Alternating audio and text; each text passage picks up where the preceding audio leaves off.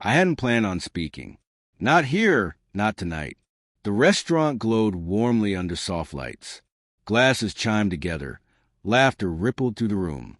Everyone had gathered for her. Friends, family, co-workers. All here to celebrate the woman I once thought was my entire world. She leaned across the table. Her perfume drifting toward me like a cruel reminder, and with a playful pout whispered, "Why so quiet, love?" My throat burned. Words I'd been trying to bury clawed their way up, and before I could stop myself, they escaped. "Because you were with him last night." The laughter around us vanished, extinguished like a candle in the wind. The night before, I had already known. Something had been wrong for weeks. Emily had grown distant. Her phone always locked, her smiles hollow, her eyes refusing to meet mine. She claimed late shifts, though her job in marketing never called for emergencies. But doubt isn't proof, and I wanted so badly to be mistaken. When she said she had a client meeting the night before her birthday, I forced a smile. "Okay, I'll manage dinner alone." She kissed me quickly, then rushed out the door. The unease didn't leave. It clawed at me until I grabbed my jacket, turned off my headlights, and followed her car, heart hammering in my chest. She didn't go to the office. She didn't even drive close. Instead, she pulled into a hotel. I sat in the parking lot, palms sweating, watching as she stepped out. Then I saw him, Mark. Not just anyone, my friend.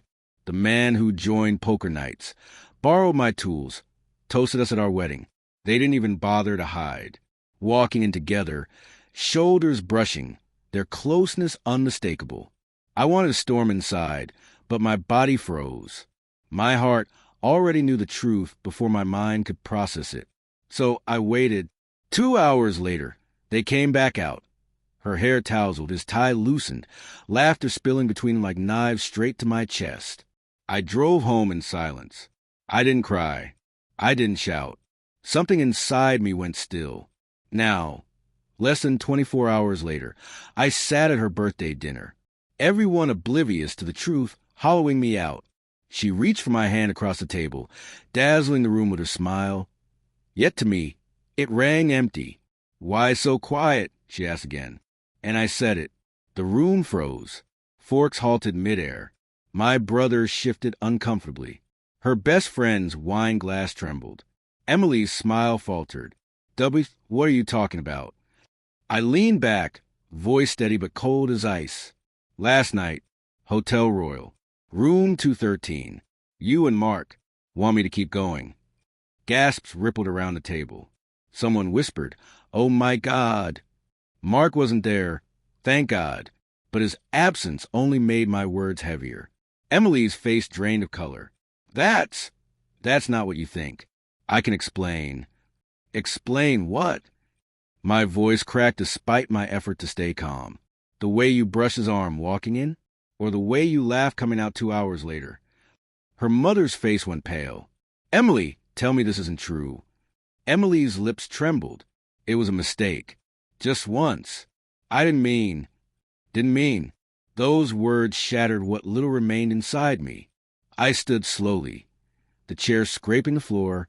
All eyes followed me. "Happy birthday, Emily," I said, my voice hollow. I hope he was worth it. She reached out, desperation in her eyes. "Wait, please, don't do this here." But it was already done.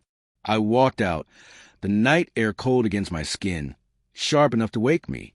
My legs felt heavy, chest tight, but I kept going until I reached my car. For a moment, I gripped the steering wheel, shaking. Then the tears came, not soft but brutal, tearing through me until I gasped for air. I thought of our late nights planning the future, her sleepy kisses in the morning, the vows we made at the altar. All of it, gone. Later that night, she came home, mascara streaked, hair tangled from crying. "Please, just talk to me," she begged at the bedroom door. I sat on the bed, suitcase open beside me. "Talk? You already said everything when you chose him." "It didn't mean anything," she choked. "I was drunk. I felt neglected." "Stop." My chest ached as I raised a hand. "Don't you dare put this on me." Silence stretched. She looked small, fragile, but pity had died in me. I loved you more than anything, I whispered, and you set it on fire for him. She fell to her knees, clutching my arm. Please don't leave. We can fix this. Therapy. I pulled away. No, Emily. You killed us. Therapy can't bring the dead back. In the days that followed, word spread quickly. Her friends drifted away. My family stood by me, though even their support couldn't fill the hollow inside. Mark tried calling. I never answered. Eventually, he stopped trying. Emily messaged daily. Apologies, please, promises. I ignored them. Nights in my new apartment were the worst. Lying awake, staring at the ceiling, replaying every moment of our marriage. Had she ever meant it when she said she loved me? Or was I just convenient until something more exciting came along? The questions tore at me, but the answers didn't matter. The truth was simple. She betrayed me, and nothing could undo it. 6 months later, the divorce was brutal. She fought for money, property, even sympathy, but her lies had left her credibility in ashes.